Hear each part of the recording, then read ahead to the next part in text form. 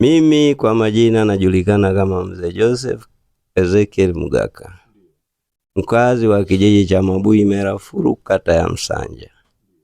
Mahala hapa niko kwenye kitongoji cha Mwigasipu, lakini lalamiko langu ni moja tu.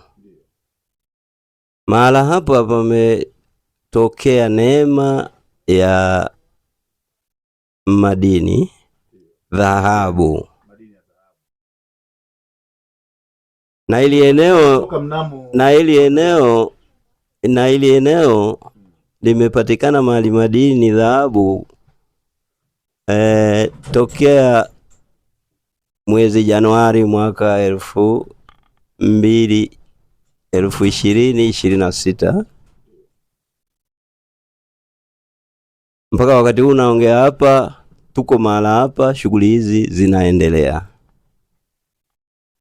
Ili eneo ni langu kutokana na miliki baba yangu mzazi tangia mwaka 1932. Nimezaliwa mahala hapa, nimekulia mahala hapa mpaka wakati huu neema hii inakuja kupatikana, lakini stahiki zangu kwa upande wa shughuli zipoanza naona kama vile zinapokonywa, pamoja na familia yangu nilio nayo. Wananiangalia mimi kama mzee au mzazi wao, lakini sina namna, sina mtetezi. Kwa hiyo ndio maana ya kuinua mikono juu kwa yeyote yule, mamlaka zozote zile, kuanzia ngazi za chini hadi juu, ziweze kuniangalia na kunisaidia stahiki zangu ziweze kupatikana. Stahiki zangu ni kwamba kufikia mkataba, leseni kama vile nimepokonywa, ugawaji kwenye rasilimali zinazopatikana madini, haki hazitendeki kama inavyostahili. Na wewe ndio mmiliki wa shamba? Nikiwa kama mmiliki wa shamba. Hatua gani mlizichukua?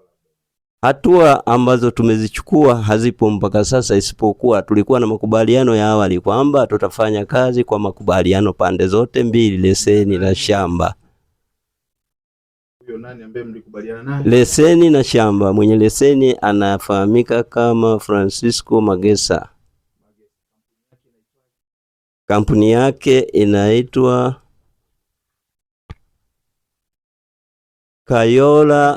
Kayola Gold Mine. Kayola Gold Mine. Ndio. Okay. Kwa hiyo mlikubaliana nini? Tulikubaliana kwamba tutafanya kazi kwa pamoja, japo kisheria asilimia inayogawanywa kwa upande wa shamba ni 10%, kwa upande wa leseni 20%, lakini mpaka sasa hivi tunaendelea vivyo hivyo, bila kujali ya kwamba mimi ni mwenye shamba. Kwenye leseni sina ramani yoyote,